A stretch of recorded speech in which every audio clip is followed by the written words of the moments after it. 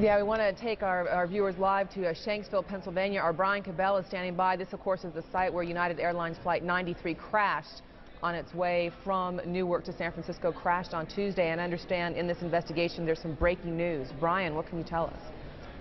Well, Darren, in the last hour or so, the FBI and the state police here have confirmed that they have cordoned off a second area about 6 to 8 miles away from the crater here where this plane went down. This is apparently another debris site, which raises a number of questions. Why would debris from the plane, and they identified it specifically as being from this plane, why would debris be located 6 miles away? Could it have blown that far away? Seems highly unlikely. Almost all the debris found at this site is within 100 yards, 200 yards away. So it raises some questions. We don't want to over-speculate, of course, but there were some cell phone callers, one cell phone caller in particular, who said he saw a bomb or something that looked like a bomb with one of the hijackers also. The man who took over the plane apparently announced that at one point there was a bomb on board the plane. So again, we don't want to speculate, we don't want to jump to conclusions, but what we do know is that there is a site about a half mile behind me where the plane went down, where most of the debris is, and then about 6 miles away up by a lake, there is another area that's been cordoned off, and state police and the FBI have said definitely there is debris from the plane located there. We have a crew on the way right now. We should have pictures of that a little bit later on. In the meantime, the search here goes on. 80 searchers going foot by foot, combing the area, looking for evidence. They have not yet found the black box. Darren?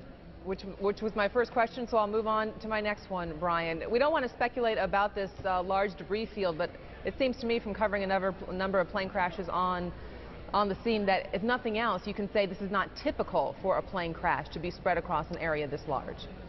It certainly doesn't make sense because most of the debris has been found in a very compact area within 100 yards, 200 yards, maybe a little beyond that.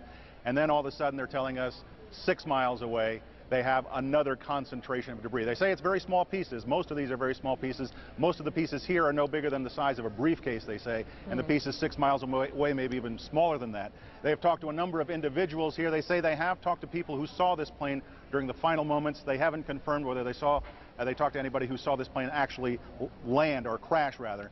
And as to whether it broke up on the way, we don't know that. FBI is being very tight-lipped about that. But again, it leads to that possibility. It certainly leads to a number of questions.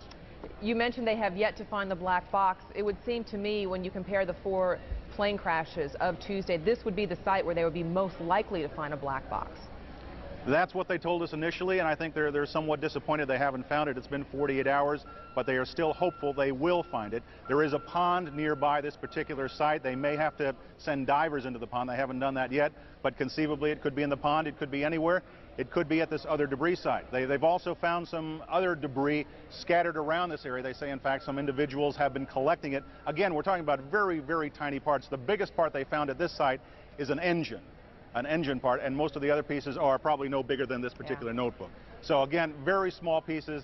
They had hoped to find the black box by now. They're still voicing optimism they will find it. It's not an assignment I would wish on anybody, but I would say that you would have to have an assignment like that to appreciate what that looks like when a plane comes crashing into the ground and basically just drops out of the sky. Brian Cabell in Shanksville, Pennsylvania, thank you very much. Also, a note from yesterday when we were listening into an FBI news conference, they were saying they expect this search just at this site to take about 3 to 5 weeks. So they are going to be very deliberate and look for every possible piece of evidence. Brian, thank you very much.